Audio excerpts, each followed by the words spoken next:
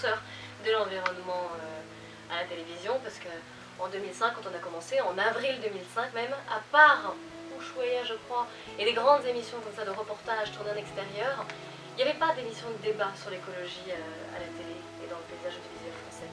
On ne s'intéressait pas encore à tous ces sujets, mais il y avait peut-être une prise de conscience qui émergeait, qui commençait, qui débutait. Il y avait des sujets comme les OGM, le nucléaire, qui faisaient débat où on se disait tiens, il y a des questions, il n'y a pas de réponse. Comment on fait? Est-ce que ça nous concerne, nous, en tant que citoyens? Qu'est-ce qui est en jeu, évidemment? Donc ça commençait à venir, il y avait une prise de conscience qui débutait juste. Et on a pris au vol à Direct 8 et on a fait l'émission donc de débat Touche pas à la planète qui a duré 3 ans, qui a été un vrai succès, où les gens venaient avec plaisir, où il y avait des débats qui étaient à la fois instructifs, à la fois bien sûr pédagogiques, parce qu'on expliquait beaucoup ce qui se passait et quels étaient les enjeux. Et puis il y avait des prises de bec, bien sûr, puisque ce sont des sujets où les gens sont souvent passionnés et ont souvent beaucoup de choses à défendre.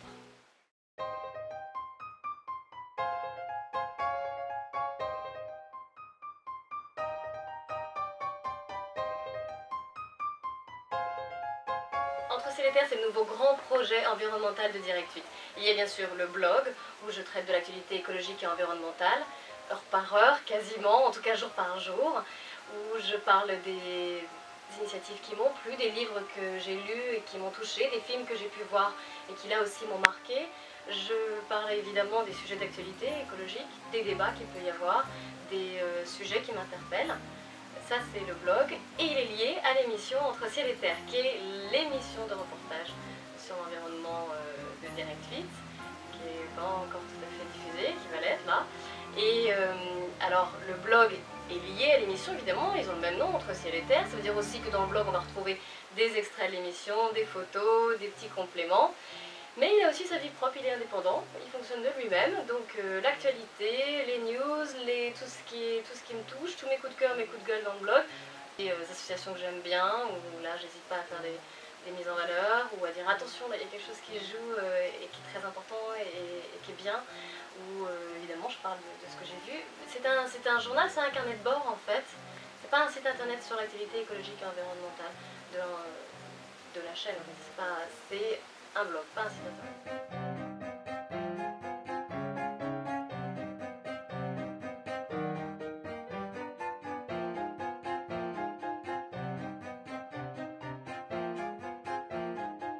C'est un très beau projet, c'est un très grand projet, il est abouti quasiment.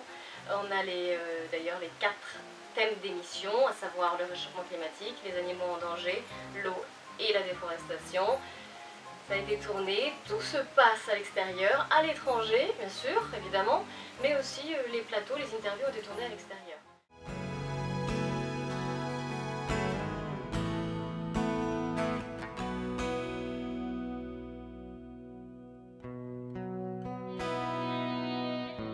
Le sommet de Copenhague, clairement. Parce qu'il y avait une telle attente, il y avait de tels espoirs, on se disait voilà, ça y est, on va trouver une suite au protocole de Kyoto, il y a 192 pays qui sont réunis, qui sont là, ça y est, on va unir nos efforts, on va faire quelque chose pour réduire les gaz à effet de serre et essayer de lutter contre le réchauffement climatique. On s'y met tous, on discute et donc du coup voilà, on aboutit à un accord concret, chiffré, contraignant. Et quoi? Et puis rien, il s'est rien passé, on a une simple déclaration non contraignante.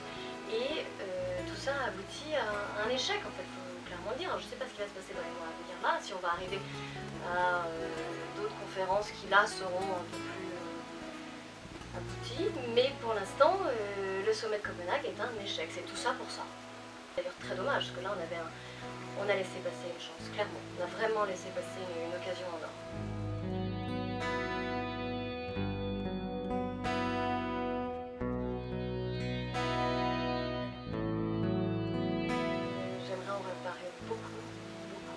Il y a un problème qui m'affecte plus particulièrement, auquel je suis plus sensible, c'est la disparition des espèces.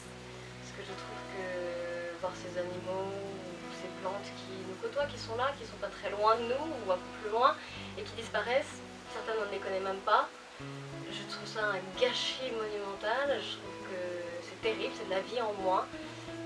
Ça me fait de la peine. Donc si je pouvais réparer ça et essayer qu'il n'y ait pas d'espèces max, ou en tout cas moins. Je le ferai.